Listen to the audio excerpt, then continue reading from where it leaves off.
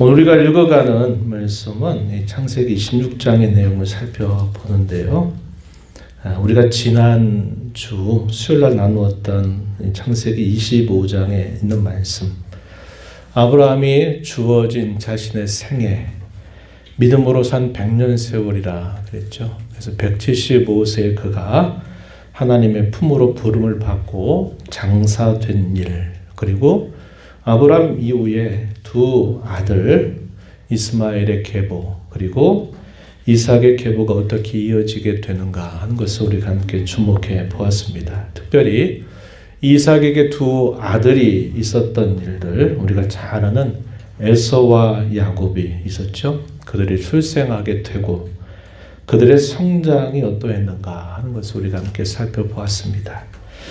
특별히 우리가 주목했던 것 중에 하나는 이 에서가 자라서 들 사람이 되고 야곱은 장막에 거하는 사람이 됐는데, 이 에서가 너무나 배고파한 나머지 팥죽 그릇에 장자의 명분을 팔아버렸던 그 일, 그것을 두고 우리 신앙의 흉본, 본받아야 할 본이 아니라 반면교사로 삼아서 그렇게 본받지 말아야 될 본으로 오고 오는 모든 교회에 알려지게 되었다 하는 겁니다. 망령된 행실이다. 이렇게 성경은 이 에서의 모습을 그렇게 지금까지도 교훈해 주고 있다 하는 걸 우리가 함께 주목해 보았습니다. 이제 오늘 우리가 살펴가는 창세기 26장의 내용은 이삭의 생애에 대한 기록인데요. 어떤 내용이냐면 그의 아버지 아브라함이 처했던 비슷한 상황 속에서 이 이삭이 그러한 일들을 어떻게 처신했는지, 그리고 그 후에 무슨 일이 있었는가 하는 것을 우리가 함께 살펴보게 됩니다. 또 그 가운데서 오늘 저와 여러분에게 또 우리의 교회에 주시는 교훈에 귀를 기울이면서 깨닫게 하시는 주님 뜻 잘 순종하며 나아가는 저와 여러분 되기를 바랍니다. 오늘 우리가 읽어간 26장의 이 내용에서 우리가 주목을 하게 되는 부분들은 이삭과 하나님께서 또다시 언약을 맺어주시는 내용이 소개가 됩니다.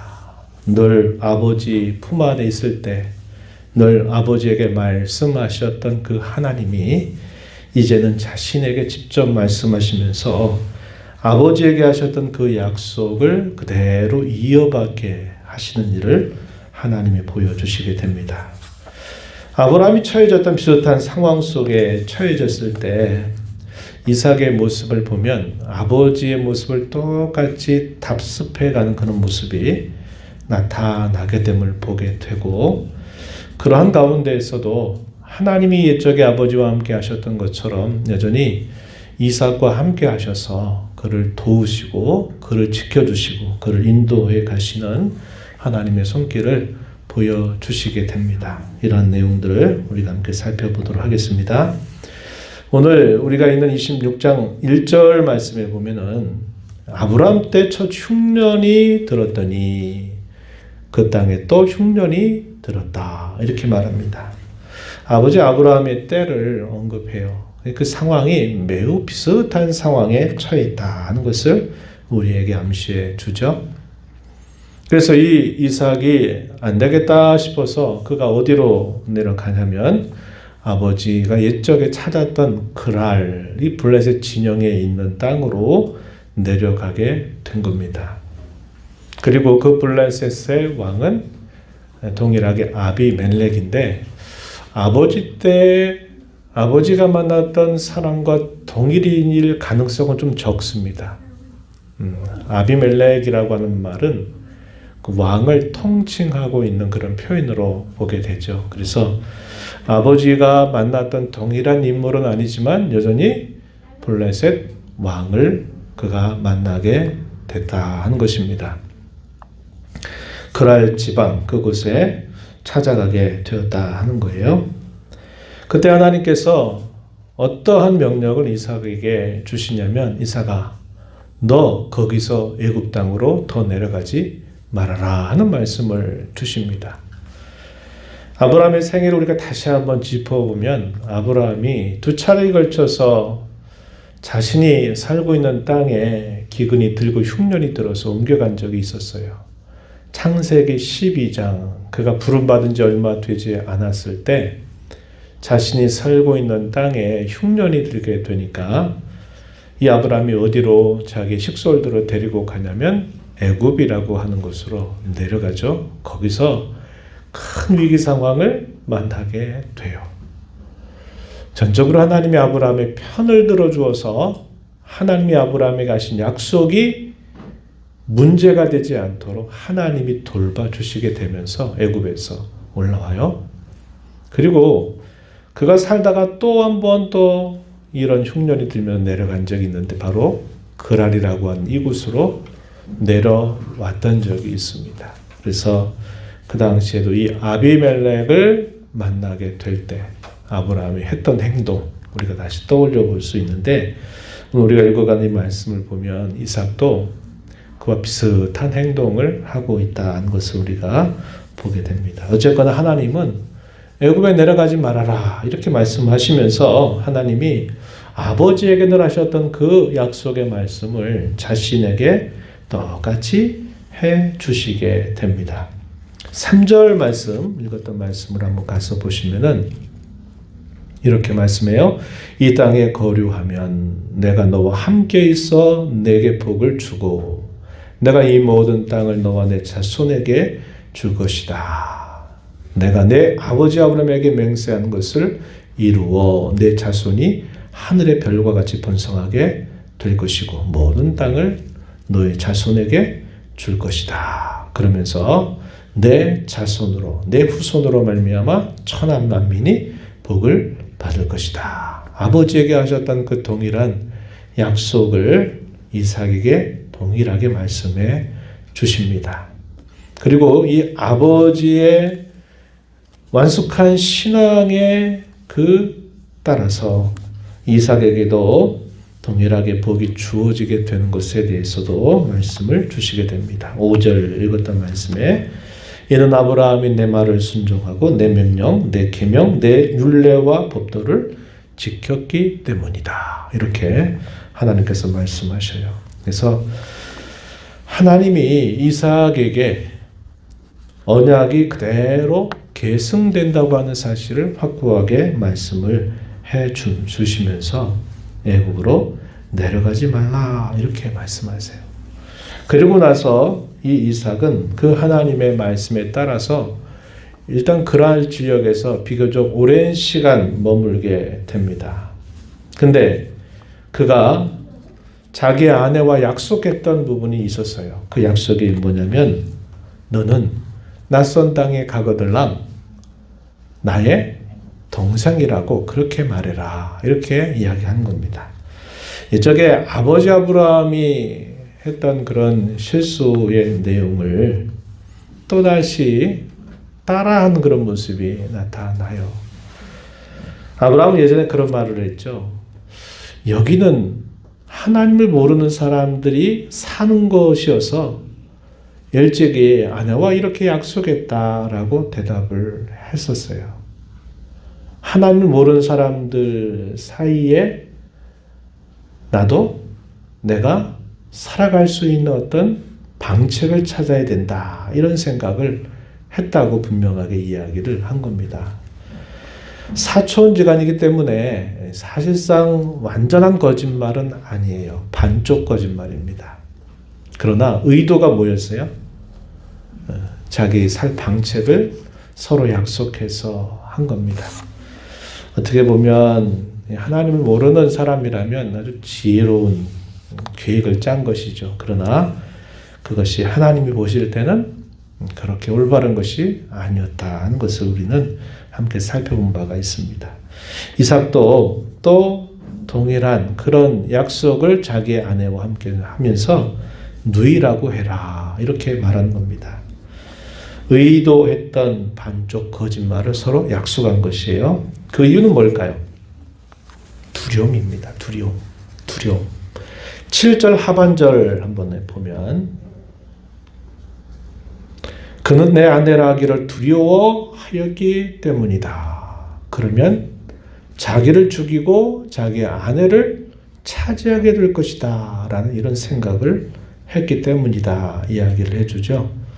9절 하반절에서도 이렇게 말합니다. 아비멜렉과 만나 대화를 하는 중에 뭐라고 대답하냐면 내 생각에 그로 말미암아 내가 죽게 될까 두려워하였음이로라 이렇게 대답을 합니다. 똑같은 상황이죠. 자신이 거주하던 땅에 흉년이 드니까 먹고 살 길을 또 찾아서 옮겨가는데 결국은 아버지가 옛적에 갔던 그곳을 따라간 거예요. 아마 생각이 났을 겁니다. 그때 그 아래에서 있었던 그 기억이 이삭에게 아마 기억이 됐을 거예요. 그래서 저는 낯선 곳을 가는 것보다는 그래도 익숙한, 그래도 한번 가봤던 그곳으로 가게 됐을 것이다. 이렇게 우리가 짐작해 볼 수 있을 거예요. 그래서 그 내려간 중에 똑같은 일을 그대로 답습하게 된 것입니다. 한편으로는 순종하면서도 한편으로는 하나님을 굳게 신뢰하지 못하는, 굳게 갖는 그 믿음이 아직은 결여된 그런 순종의 내용을 이삭이 보이고 있다 하는 것입니다.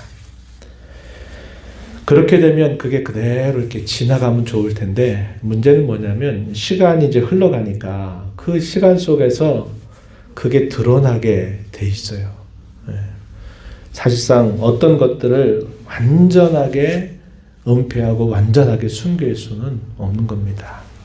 때가 되면 하나님이 그런 일들을 드러내시는 것이 하나님의 섭리입니다. 그래서 그곳에 비교적 오랜 시간을 살다 보니까 이걸 누가 발견하냐면 블레셋 왕이었던 아비멜렉이 이걸 발견하게 돼요.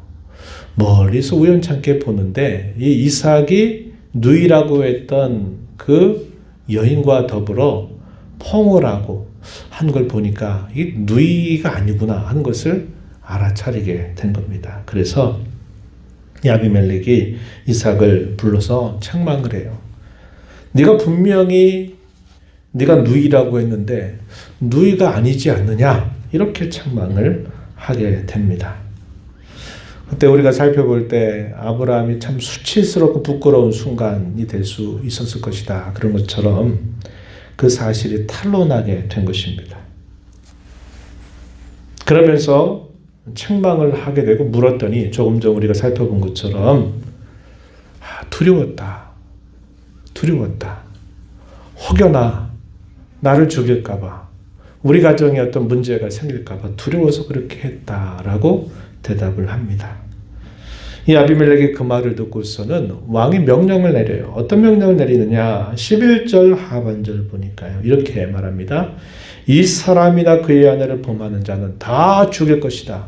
이 사람들 건들지 말아라. 이렇게 명령을 내려요. 우리는 거기서 보이지 않는 하나님의 손길을 읽을 수 있는 겁니다. 하나님이 이방의 군주의 입을 통해서 이삭이 염려하고 근심했던 그 문제에 대해서 하나님이 전폭적으로 해결해 주시는 모습을 보여주고 있다 하는 것입니다. 그리고 그 땅에서 이제는 안전이 보장된 생활을 거기서 하게 됩니다. 그리고 농사를 짓는데 하나님이 이삭에게 은혜를 많이 베풀어 주세요. 그곳에 있는 사람들이 그곳의 풍토나 그곳의 농업이나 이런 거에 대단히 익숙한 사람들인데 이상하게 낯선 곳에서 왔더니 이삭이 농사를 지으면 거기서 나오는 소출이 비교가 안 될 만큼 많은 거예요. 12절부터 14절 내용에 보면요. 한 해에 농사를 했는데 100배나 얻었다 이렇게 말합니다. 창대하고 왕성하여 거부가 되고 대단히 많은 가축이 많은 때로 번성하게 되고 그가 거느리는 종들의 숫자도 어마어마하게 늘어가게 되는 것을 보여주고 있습니다. 이건 하나님이 이삭에게 크게 덧붙여 주시는 분명한 은혜였어요. 이것이 누가 와도 다 보이니까 그곳에 살고 있는 마을 사람들, 이 블레셋 사람들이 이 이삭에 대하여 시기심을 갖게 됩니다. 그리고는 그 많은 가축과 사람들이 살려면 물이 필요하잖아요. 이 가나안 땅은 정말 물이 귀중한 땅이거든요. 그러니까 물을 얻기 위해서는 그냥 얻는 게 아니라 깊이 우물을 파가지고 그 물을 얻어야 되거든요. 그래가지고 우물을 많이 팠을 겁니다. 근데 그 우물을 파서 사용하면 이 마을 사람들이 그 우물을 또 흙으로 메어버리면서 계속적으로 이삭을 괴롭히게 됩니다. 그러면서 그곳을 떠나라고 막 요구를 하게 되는 거예요. 그때 이 이삭은 다투지 않고 어떻게 하냐면 그 그랄 지역의 골짜기 쪽으로 자기 모든 식소들과 가축을 데리고 옮겨가게 됩니다. 거기에 뭐가 있었냐면 아버지가 옛적에 파놨던 우물들이 있었던 거예요. 그래서 그 우물을 다시 또 팠더니 거기에서 물이 나오게 되는 것입니다. 그랬더니 이 마을 사람들이 또 쫓아와가지고 뭐라냐고 그러냐면 그 우물 우리 거다 막 이러면서 또 다툼을 계속 일으킨 겁니다. 그랄 지역에 살고 있는 이 목자들과 이삭이 데리고 있는 이 목자들 간에 계속적으로 다툼과 시비가 일어나게 됩니다. 그래서 이삭은 어떤 길을 택하게 되냐면 다투고 싸워서 끝장을 내는 방법을 취하지 않고 자신이 피하는 겁니다. 그쪽 우물에서 다툼과 시비가 일어나면 거기에서 싸우는 대신에 다른 곳으로 또 옮겨가요. 그러면서 한 곳의 우물의 이름을 뭐라고 짓냐면 에색이라고 이름을 짓습니다. 에색. 무슨 뜻이냐? 다툰다라는 뜻을 가지고 있는 거예요. 그래서 거기에다가 하나 있었던 일을 또 남겨요. 우리 신앙 족장들이 꼭 그랬던 것을 우리가 보게 되죠. 옮겨가지고 또 우물을 팠는데 거기 또 물이 나와요. 그러니까 또 이 그랄 지역에 있는 사람들이 또 쫓아와서 거기에 또 시비를 걸고 또 대적하는 걸 하는 겁니다. 이삭이 또 어떤 길을 택했을까요? 거기서도 다투지 않고 또 거기를 이름을 짓고 옮겨갔는데 이번에는 신나라고 이름을 짓습니다. 무슨 뜻이냐? 비슷해요. 시비를 건다 아니면 대적한다 이런 뜻을 가지고 있는 겁니다. 계속적으로 다툼이 일어날 때마다 그는 싸워서 어떻게 끝장을 보는 길을 택하는 게 아니라 그러면 자신이 그걸 양보하고 또 다른 곳으로 옮겨가는데 옮겨가는 곳곳마다 계속적으로 그 물 근원을 찾게 되는 일이 있게 된 겁니다. 그리고 이제 옮겨가가지고 땅을 또 파서 우물을 얻은 곳이 어디냐면 르호봇이라고 이름 짓는 곳에 결국 또다시 그가 자리를 찾게 됩니다. 이 르호봇, 장수가 넓다라는 그런 뜻을 가지고 있는 겁니다. 그래서 이 르호봇이라고 하는 이름을 짓고 거기에서 살게 된 것이죠. 그리고 이제 거기서 살다가 이제 어디로 옮겨가냐면 그 부근에 있는 옛적에 아버지와 당시의 블레셋 왕이 서로 계약을 체결했던 곳, 그것이 바로 브엘세바라고 하는 곳입니다. 7개의 우물이 있다 그래서 브엘세바 그런 의미도 있고 또 하나의 의미는 무슨 뜻이라고 했죠?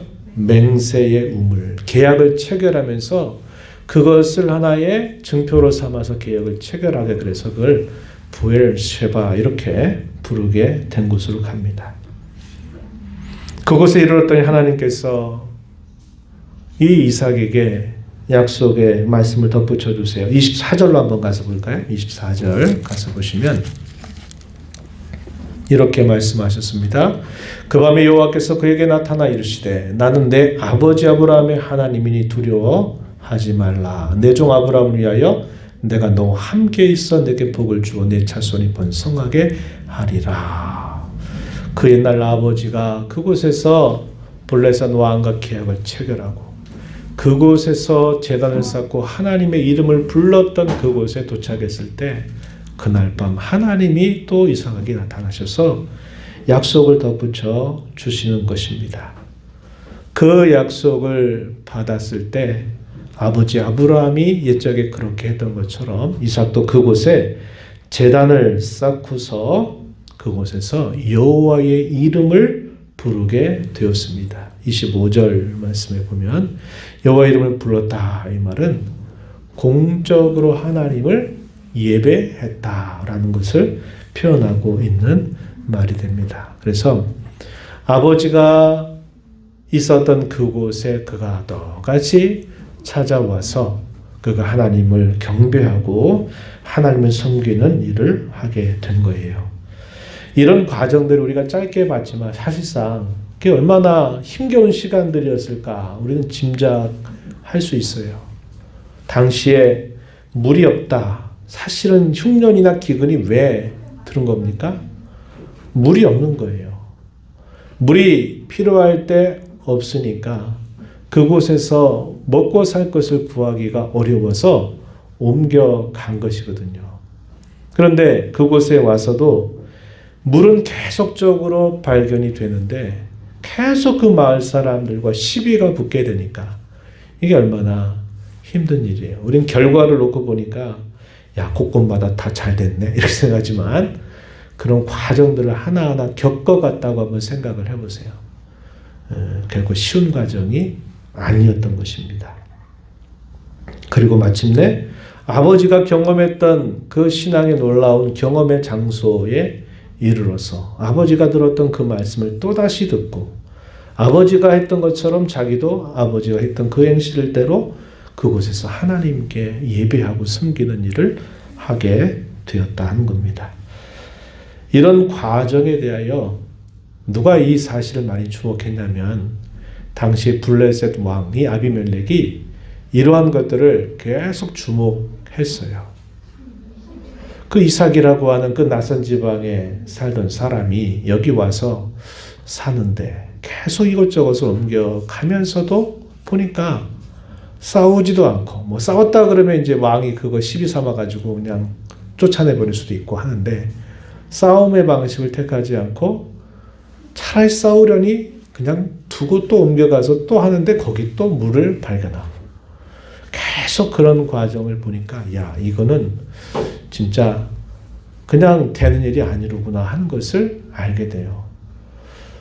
하나님이 그가 섬기는 그 신이 그를 계속적으로 돌봐주고 있다 하는 것을 그가 보게 된 거예요. 이게 그냥 한 번의 사건이 아니라 계속 이루어지게 되는 일련의 사건들을 쭉 보면서 아, 저 이삭이라고 하는 사람은 그가 섬기는 하나님이 함께해서 그를 도와주고 있구나를 그가 너무나 분명하게 보게 된 것이었어요.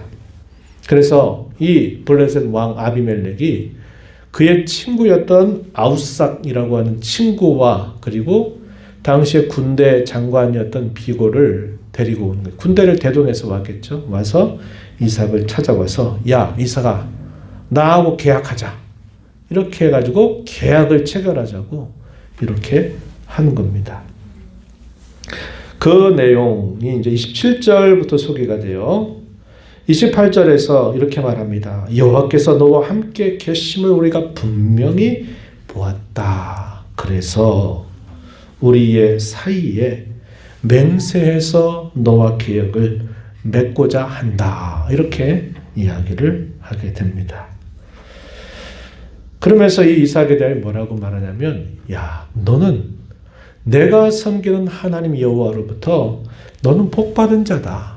너는 복받은 자다. 이렇게 이방의 군주가 그렇게 시인을 하는 거예요. 너 참 내가 섬기는 그 하나님이 너 복을 많이 주셨구나. 너는 복을 받은 사람이다. 이렇게 말하면서 이제 약속을 체결하는데 우리가 너를 범하지 아니하고 선한 일만 내게 행하며 내가 평안히 가게 하였다. 이렇게 말하면서 서로 계약을 체결하는 모습이 소개가 됩니다. 29절 말씀에 이렇게 소개가 되고요.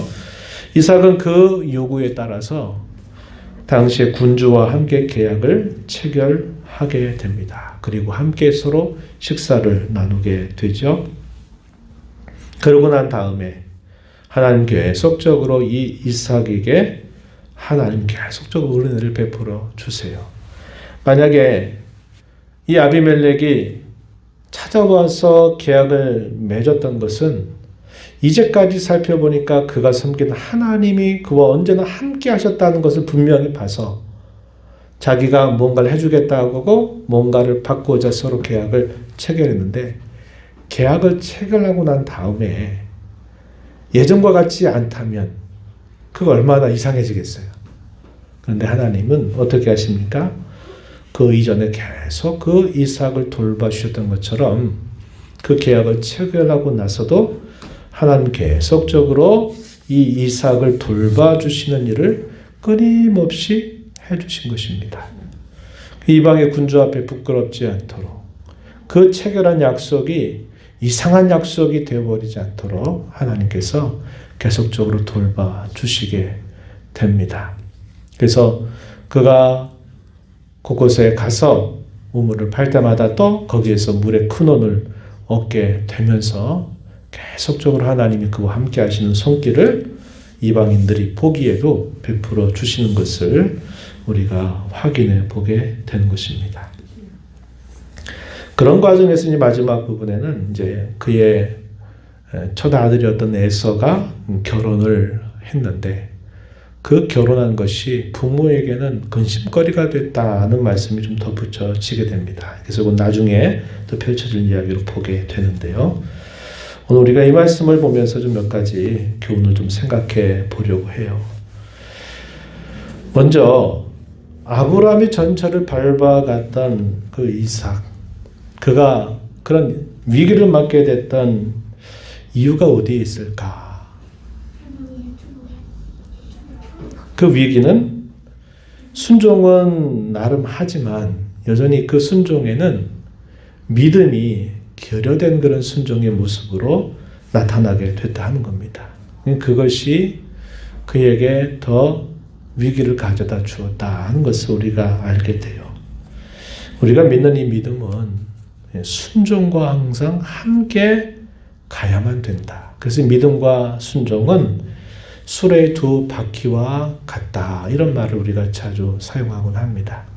수레가 앞으로 가려면 믿음이라고 하는 바퀴만 잘 돌아가지고 가는 게 아니고 순종이라고 하는 반대편의 바퀴가 함께 같이 따라 돌아갈 때 그 수레가 본래 목적하는 대로 갈 수 있다고 하는 거예요. 그래서 믿음과 순종은 언제나 함께 가야만 된다. 우리가 하나님을 믿노라 말하면서 우리의 삶의 순종에 대한 그런 열의를 갖고 그 순종의 마음을 갖지 않게 될 때 결국 그 신앙은 바람직한 신앙이 되지 못한다 하는 것을 우리가 배우게 됩니다. 또 한 가지, 예수님께서 팔복 가운데서 하셨던 말씀이 있죠. 온유한 자는 복이 있다. 그들은 땅을 기업으로 얻게 될 것이다 하는 말씀이 있죠. 그래서 이 온유한 자, 다툼과 싸움이 일어날 때 그 싸움에서 어떻게든지 이겨내려고 하는 것보다는 하나님의 처분에 맡기고 그런 부분들을 피해가는 그것을 우리가 온유한 하나의 성품의 면모인데요, 모습을 보는데 성경의 약속이 이렇게 이루어지게 된다는 것을 보게 되는 겁니다. 많은 다툼, 그리고 그를 시기하고 또 문제거리 삼고 대적했던 그 마을 사람들에게 많은 어려움을 겪는 가운데서도 싸우고 다투는 그런 길을 택하지 않고 그것을 또 남겨두고 또 떠나서 또 할 일을 하게 되면 하나님은 그곳에서 또 은혜를 주시게 되고, 그것까지 따라봐서 또 문제가 되면 또 그것을 피해서 다른 곳으로 옮겨가면 곳곳마다 하나님이 삶의 근원을 얻도록 하나님이 그를 도와주시게 돼요. 소출도 많아지죠. 짐승도 많아지죠. 그게 신기한 겁니다. 그렇죠? 세상 사람들이 볼 때는 힘과 권력을 사용하고 그 힘으로 지켜야만 안전해지고 그래야만 풍부해진다라는 것이 세상 사람들의 가치고 생각인데, 이 사람은 그런 방법을 하지 않는데 결과적으로 보면 더 많은 것들을 소유하게 되는 것을 봐온 거죠. 그래서 아비멜렉이 야, 계약하자. 우리와 계약을 체결하자. 이렇게 하게 된 겁니다. 에색이라고 하는 곳에서 신나라고 하는 곳으로 옮겨가고 마침내 르호봇으로 옮겨가고 거기에서 부엘사베로 옮겨가면서 그에게 하나님의 은혜는 더해져갔고 자신이 그렇게 다투고 싸우는 일을 포기하고 그가 다른 길을 찾게 될 때 하나님은 그에게 더 풍부한 것을 채워주셨다는 것을 우리가 보게 된다 하는 겁니다. 오늘도 마찬가지예요. 잠언에서 그런 말씀 있죠. 성을 빼앗는 용사보다 더 어려운 것, 용사가 성을 빼앗는 것보다 더 어려운 게 뭐냐면 자기의 마음을 다스리는 사람, 그게 더 어렵다 그랬어요. 자기 마음을 잘 다스리는 사람을 두고 뭐라고 말하냐면 온유한 사람이다 이렇게 말해요. 온유하다라고 하는 말의 의미는 마치 이런 거죠. 들판에서 아주 거친 정말 좋은 말의 제목이 되는데 그 말이 길들여지지 않는 야생마예요. 그 야생마를 잡아가지고 그 야생마를 길을 들이는 게 얼마나 힘들어요. 그런데 그 야생마가 잘 길들여지면 말 그대로 전쟁에서 준마가 되는 거예요. 준마 되는 겁니다. 온유하다라고 하는 말의 의미가 그런 의미를 담고 있어요.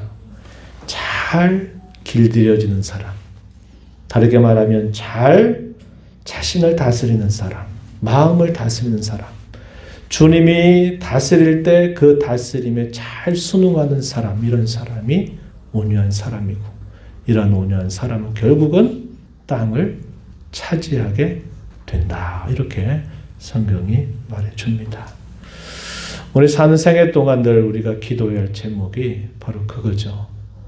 우리 마음을 날 말씀과 성령으로 잘 다스려 주셔서 우리 마음대로 고삐가 풀려버린 망아리처럼 내 하고 싶은 대로 막 뛰놀고 다니는 게 아니라 주의 말씀과 성령의 고삐에 우리가 늘 붙들려서 인도하심에 따라 잘 순응하고 따라가는 사람, 이런 사람이 온유한 사람이다. 이렇게 말하고 저와 여러분이 그런 온유한 사람이 되는 것 정말 귀하고 값진 일이다 생각하고 함께 기도하며 나아가게 되기를 바라는 것입니다.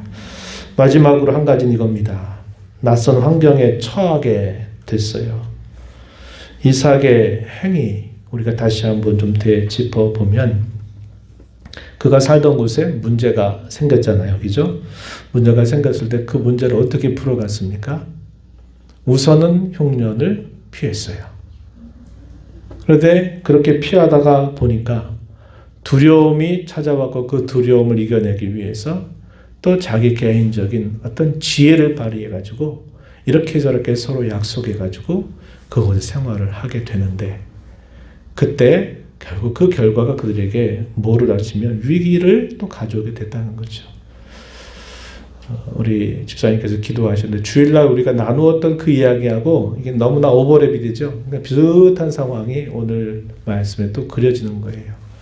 흉년 들어서 약속의 땅 떠나서 모압 땅 가서 10년석을 보내다가 거기서 잘 될 줄 알고 그리고 빨리 돌아오려고 했는데 10년 보내다가 남편, 두 아들 다 잃어버리고 가진 자산 다 상실하고 결국은 다시 돌아오게 됐던 그 모습을 우리가 떠올려 보게 돼요.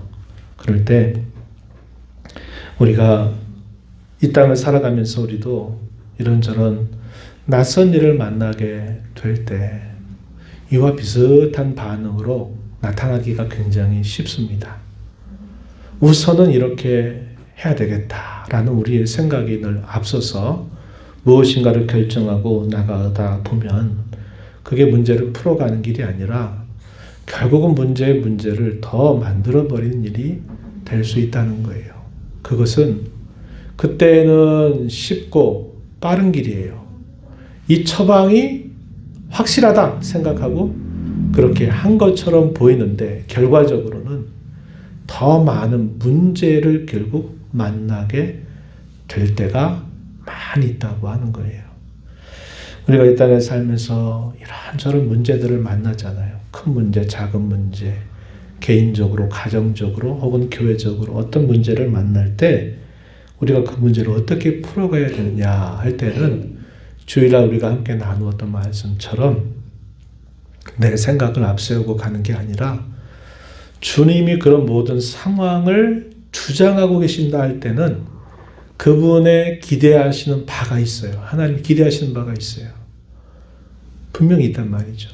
그것이 어떤 깨달음을 위해서 그렇게 하실 수도 있고 아니면 하나님이 그때보다 더 나은 것, 어떤 것들을 하나님이 주시기 위하여 그렇게 상황을 이끌어 가실 수 있어요. 그러면 그런 문제를 풀어갈 때 그냥 우리의 늘 드는 본성적인 생각, 누구나 다 생각할 수 있는 그 생각 안에 우리가 가지고서 무엇인가를 판단 결정하고 나가게 되면 이건 하나님이 바라시는 방법은 아니다 하는 것을 우리가 다시 한번 되새기고 우리의 상황을 주권적으로 인도하시는 하나님, 우리의 상황 속에서 우리에게 그 모든 상황을 역전시킬 수 있는 그 하나님 앞에서 우리 무엇보다도 그런 어려움에 처하게 될 때에는 하나님 앞에서 자신을 돌아보는 일, 그리고 하나님의 품 안에서 우리가 그 답을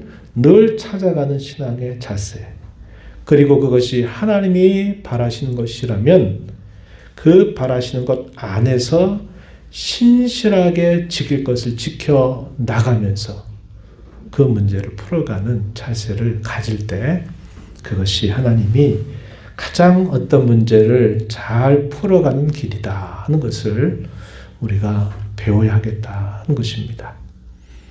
이게 이제 우리가 이런 말씀을 통해서 배워야 될 아주 소중한 교훈이 돼요. 저도 마찬가지요. 여러분도 마찬가지입니다. 함께 혹은 개인적으로든 이런저런 일을 만나게 될 때 우리가 그런 모든 문제를 처신해 가는 그런 성경적인 지혜, 신앙적인 지혜를 잘 배워서 그렇게 문제를 풀어 이전보다 더 하나님 앞에 복된 삶을 살아가는 저와 여러분이 되기를 진심으로 바랍니다. 하나님 아버지, 오늘도 저희들을 불러주셔서 그 옛날 옛적에 족장들에게 나타나셔서 말씀하시고 그들을 주장하시고 인도하셨던 하나님, 또 그 하나님 앞에서 주어진 상황을 대처했던 앞선 신앙의 선배들의 여러 모습들을 저희가 살펴보면서 오늘 하나님을 섬기는 저희들이 어떻게 살아야 될지 또다시 지혜를 주시고 교훈을 주시고 그 지혜와 교훈을 마음에 품고서 잘 순종하며 살아가는 저희들의 삶이 되게 해주시기를 간절히 바라옵나이다. 믿음으로 살게 하시고 신실함으로 주님 앞에 늘 살게 하시고 순종함으로 주 앞에 살아가는 저희의 삶이 되어서 문제보다 더 크신 하나님을 신뢰하며 하나님을 늘 섬기는 그 일에 있어서 낙오되는 일이 없도록 늘 저희들의 삶을 붙드시고 인도하여 주옵소서. 예수님 이름으로 기도드리옵나이다. 아멘.